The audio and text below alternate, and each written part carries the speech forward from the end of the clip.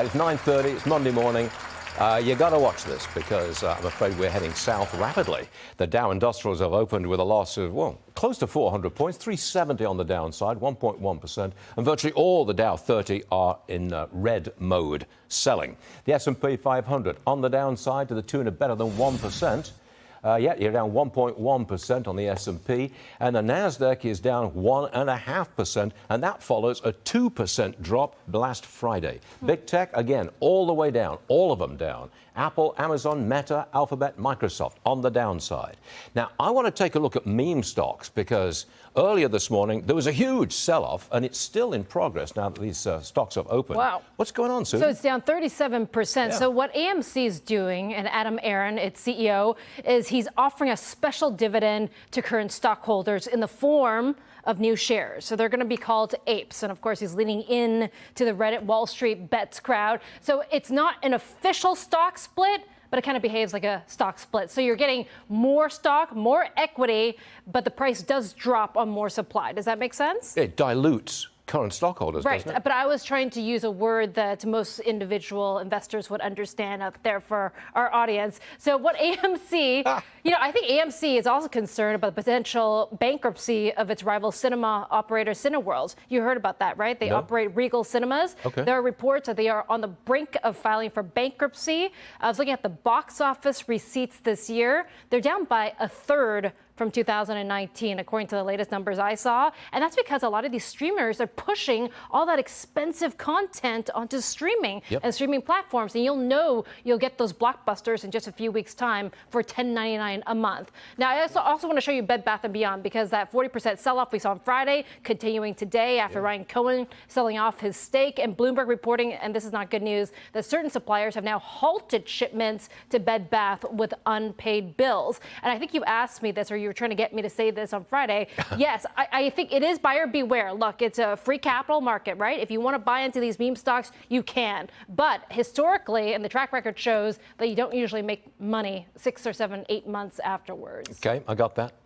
Now we've got an Elon Musk, is not exactly a headline. He's imposing what I think is kind of big-time price increases on this self-driving system of his. How much are we talking about? We're talking about $3,000. So full self-driving will be $15,000 starting next month. This is after that software update goes global. And of course, he's trying to boost those margins, of course, and increase the bottom line. By the way, China is also cutting rates again, which I think should be helping Tesla sales in China, maybe just a little bit, since we know that Shanghai is now Tesla's biggest production plant in the world, largest global car market. And oh, by the way, speaking of stock splits, since the AMC one isn't official, because they're offering more equity, but you get an official 3-for-1 stock split from Tesla after the close on Thursday. So on Friday morning, Tesla will be opening up about a lot cheaper. $300? Yeah. Something like that. If the current $900 price holds, okay. And the Dow at the moment is down 381. I figure there's a bidding war going on for Signify Health, and I think Amazon's in it.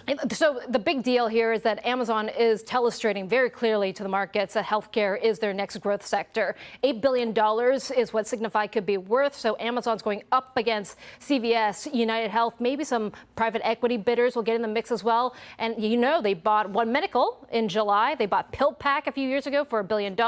Andy Jassy, even Jeff Bezos has made it very clear that they think healthcare is the next growth factor for them. By the way, they're also passing on inflation and those shipping costs onto third-party sellers. We talked about Amazon reporting that I think their first loss in how many years was it? 7, 8, or 9 years. So this year, they're going to charge a peak fulfillment fee for third-party sellers during the holidays. That means they're going to charge an extra 35 cents on each item that you ship from the fulfillment centers starting in mid-October to mid-January. And they're also including a second Prime Day in Q4 as well. And who pays that? The third-party sellers. The third-party sellers, they pay that. That's right. So they're getting squeezed by this. So they're getting squeezed. Well, Amazon would say we're getting squeezed by the shipping costs ourselves. Okay. All right. You're real good on cryptos and gambling chips Oh, and would you meme stop? stocks. And now Gambling. you've got to They're cover. called stocks. Okay, whatever. Warner Brothers Discovery, they just premiered the new Game of Thrones spin-off, House of the Dragon. It must have been a success. I'm getting to it because Yep. they crashed the site. And should I even ask if you watched any of the 90-minute debut of House of Dragon last night? What time is it on? Well, it was late. I think at 9 p.m. here on the East Coast. Out of the question. Yeah, no. But a lot of people did, and that's why the site crashed. Good news for Warner Brothers Discovery, which needs a big hit right now. You know, they're spending $20 to $30 million per episode for this Game of Thrones prequel. Yeah, that's a lot of money. And Warner Brothers Discovery, as you know, owns HBO Max. We know they're trying to combine Discovery and HBO in the future. They need to find $3 billion in cost savings. You know, they also own CNN, by the way, which you've talked a lot about. Oh, yeah. Amazon has already committed $1 billion to the Lord of Rings prequel. That's 5 seasons that they've already put on the bottom line. $1 billion, most expensive TV show ever in the history of production. So we know Disney's also hiking prices by $3 to over $10 for Disney Plus and introducing an ad-supported tier. So I think streaming, you know, we talked about this, how more people are watching streaming now than cable last month. It's because they're putting all the quality content onto the platforms, and that's where they're attracting the eyeballs. And that leaves the cinema operators with a problem. Well, I would say also cable operators as Oh, yeah. well, wouldn't you say? That too. That's all. Good stuff, Susan. Thank you. Thanks. We'll see you again soon. Check that big board, down 400 points. That's 1.25%. That is the Dow Industrial. The best performers, there's only one winner, and that's Merck, and that's up 1 cent. J&J, Verizon, Procter & Gamble, Amgen are the least of the losers, put it like that. S&P winners, Constellation Brands, Liquor Company, Kroger, AbbVie, Nielsen Holdings, interesting. And at the top of the NASDAQ, there's only one. Hey, only one winner. cable operator. Yeah, cable Charter. operator, Charter, there you go. There's hope. Yeah. Springs eternal. Check that 10-year Treasury. We checked that a moment ago, and it was at just 2.99. Just shy of the 3% level. That's why big tech's having such trouble this morning. The price of gold, you're at $1,750 per ounce. Bitcoin trying to hold on to 21,000, just holding on right there.